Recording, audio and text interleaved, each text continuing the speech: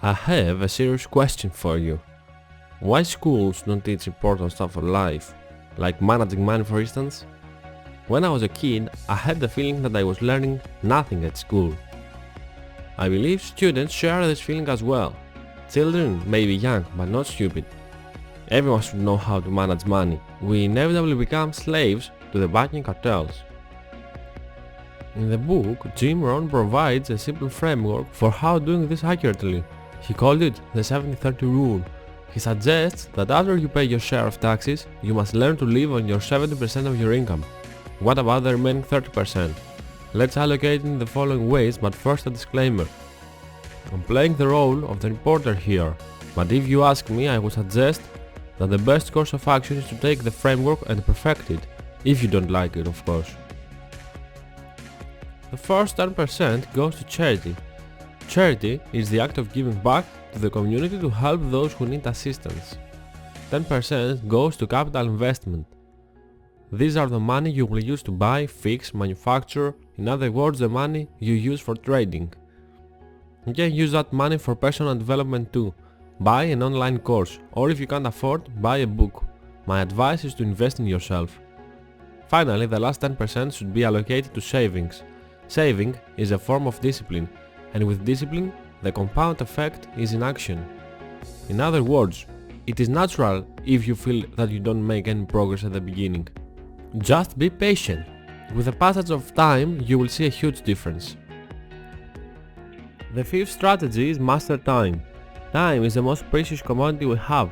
Therefore, how we manage it has the most profound effect on how our lives turn out. If you live the lifestyle of Jay Cutler, you will be a bodybuilder. If you do what Warren Buffett does every day, you may be an intelligent investor. Every one of us has developed one of these four attitudes about time, whether we are conscious of this or not. The four attitudes of time are: Number 1, the drifter. Number 2, the 9-to-5 time manager. Number 3, the workaholic. And number 4, the enlightened time manager. And I have to admit that I am very proud of myself, because except the second, I used to be in all of these categories. Let's now dive deeper to number 1. Drifters ignore the subject of time altogether. If they hold a job, it's a temporary one, because they rebel against any structure. The typical drifter will say, I'll just take it easy and get where I'm going when I feel good and ready. If you want to achieve happiness, then this type is not for you. Reactive people go nowhere. They believe that they are doing something, but in fact, they are doing nothing. Who wants to sleep days and work nights? None. You can't be reactive with your circadian rhythms. You have to sleep at night, dude. The 9-to-5 time manager is a group of people, perhaps the majority, that like to have their evenings free. They play ball inside their comfort zone, but here's a tip. As you move outside of your comfort zone, what was once the unknown and frightening becomes your new normal. These people seem to function best with a moderate level of stress. Not everyone can handle the high price of success, I guess. The workaholic. I used to be in this category too, but I realized that this concept is not working. For them, there is never enough work. The typical workaholic would say, I can work 14 hours a day straight. We all know the result of this kind of behavior: implosion. Ironically, workaholics are not the ones who make the most money in this world.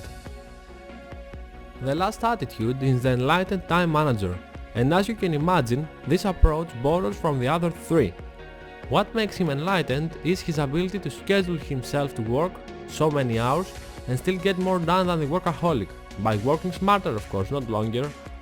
The enlightened time manager is what psychologists call a proactive person. They even schedule the entertainment, and believe me, this is important. When you have to work, work, and when it's time to have fun, have fun. Be mature.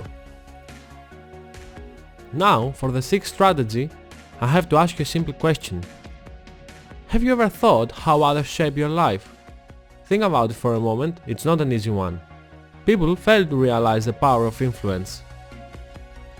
If you are around people who spend all of their income, chances are excellent you will spend a vast amount of money too. If your buddies are heavy drinkers, chances are you will return to home drunk too. If your friends hate the gym, chances are perfect you will avoid training too. The examples are countless, but I think you get the point. Be smart with the people you allow into your life. Be smart with your associations. Everything matters.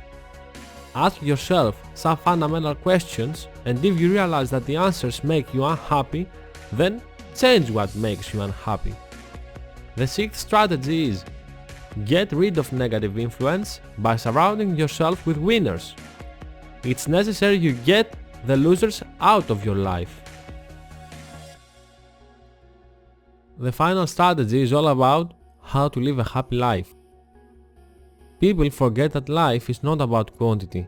It's of course about quality. What about money? Can more money guarantee a happier life? I would say yes and no. You need money to live, of course, but more money does not equal a happier life. You have seen people who have beautiful things surrounding them, and yet they feel little happiness. Life is not about quantity, it's about quality. Don't forget that. If life is the recipe that we try to perfect, the art of living well is the ingredient that we forget to add. The last strategy: learn the art of living well. And these are the 7 strategies for wealth and happiness by Jim Rohn.